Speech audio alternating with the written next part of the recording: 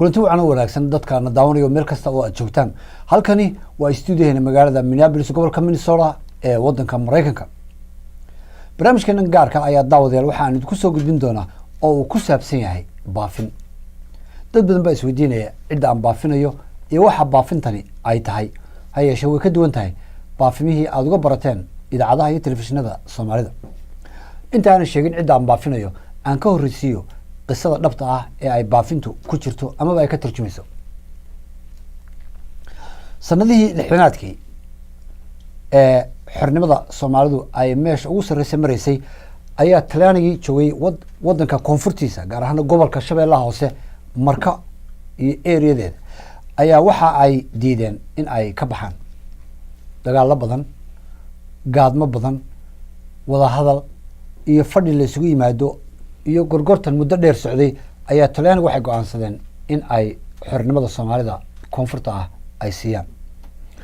Intii ay ku jireen diyaar garowga oo iyo ambabixii dadkii ka joogay gobolkaasi oo ay Muqdisho isugu biyo shubanayeen ayaa waxa dhacday qiso kale oo markaasi keentay in ay dib u dhacaan. Sarkaal sare oo Talyaaniga ayaa nin Soomaaliya oo reer miyi uu toorey ku dilay. Tooreydaasi oo uu laba ugu kala gooyay ninkiina uu ku nafwaayay.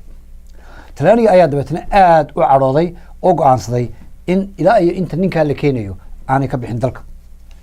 Isjiijitankii ayaa qaatay time amaba waqti.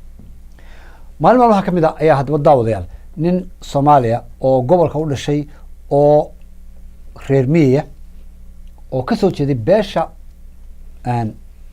Biyamal uu markaasi u yimid madaxdii ama odayaashii Soomaalida ee gobolkaasi joogtay. dabeetana waxa uu weydiiyey in Talyaaniga baxay aan kale. Waxaa loo sheegay ninka odayga ah Talyaaniga inuu dib u dhacay kadib markii uu shirkaasi dhacay oo nin Soomaali uu ninkii Talyaaniga sarkaalka u dilay. Ninkii uu noqday safarkiisii labaad ayuu haddana wareystay in hawshii ay kala digtay oo Talyaaniga uu baxay. Waxaa loo sheegay in weli hawshii ay adag tahay. Waxaa ninkaasi soo jeediyey in isaga laga dhigo ninkii wax dilay oo loo sheego sida wax loo dilay iyo meesha wax lagu dilay. dabeetana in isaga uu u dhinto Soomaali daraadeed si ay xornimo u hesho isaguna uu nafwaayo. Waxa uu sheegay inuu dhowr ciyaal leeyahay, dhowrka ciyaal la eego ama laga warhayo isaguna uu aakhiradiisa door bido. Wuxuu naftiisa u huriyay Soomaaliya ama dadka Soomaalida. Arrinkii baa laga diiday. dabeetana wuu iska baxay. Safarkiisii saddexaad oo muddo kala qaatay ayuu yimi. dabeetana waxa uu yidhi waan soo dardaarmay maanta noqon maayo arrinkii aynu kala tuurno. ninkii baa laga dhaadhiciyay markaa sida wax u dhaceen waa la aqbalay. dabeetana haddii ilaahay ku riyahay waxa gacanta loo geliyay Talyaanigii. Talyaanigii markiiba way daldileen. ninkii ilaahay janniyo raxmaha siiye uu dhintay. beesha Biyamal ayuu ka soo jeeday gobolka Marka ama Shabeellaha Hoose ee Marka caasimadda u tahay. dabeetana Talyaanigii ayaa guuray oo xamar isugu tagay ilaa iyo intii ay ka ambabaxayeen. ninkaasi waxa uu keenay midhaha iyo madaxa ah in ummadii Soomaaliyeed uu naftiisa u horo oo ay xornimo ay ku naaloodaan ay gaaraan in iyagu ay noqdaan dadkii dalka iska lahaa ee go'aanka iska lahaa ee u tashanayay aayahooda iyo mustaqbalkooda.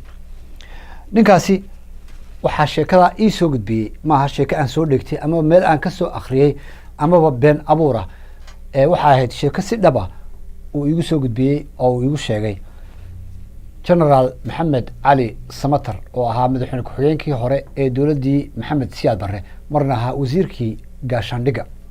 Maxamed Cali Samatar fariin ka timid oo qof kale uu iga sheegay ma ahayn laakiin waxay ahayd mid aniga cali ahaan uu si toosa igu sheegay. ha yeeshee igama siinin jawaab waafiya sababaha taariikhda ninka loo qori waayey. si kastaba ha u dhacdo ama siyaasadaha ku jirtee waxaan ummadda Soomaaliyeed ee daawanaysa aan ka codsanaya ee ay ku jirto Soomaalinimadu ee ay ku jirto in Soomaalidu ay kaliya tashato oo madax banaanaato arrimaheeda ee jecel in dawladda shisheeye aanay arrimahooda soo faragelin ee nacab cadowgooda aragta in dad shisheeye ay yihiin cadowgooda laakiin iyagu ay yihiin dad walaala. intii aragtidaa leh ayaan ka codsanayaa inay soo gudbiyaan tafiirtii iyo isirkii ninkaasi meesha uu ka soo jeedo aan sheegay haddii aad wax macluumaada ka haysaan anigoo ururinaya taariikhda dadka hiirooga ama halyeeyadii Soomaaliyeed ee aan taariikhda lagu qorin amaba sidii xalana oo kale ama gabadhii Soomaaliyeed ee xawataaka oo kale taariikhdooda aan si dhow loo helin ee ninkan uu ka mid yahay in markaa aan ururiyo oo ummadda soomaaliyeed jiilasha dambe loo soo bandhigo. fadlan waxaan mar kale ku celinayaa haddii aad garatid ninkaasi meesha uu kasoo jeedo in macluumaadka aada iisoo gudbisaan. waa anigoo cali cabdi xalaadhe ah oo dhammaantiin badi kaga tegay sidaa iyo nabad gelyo.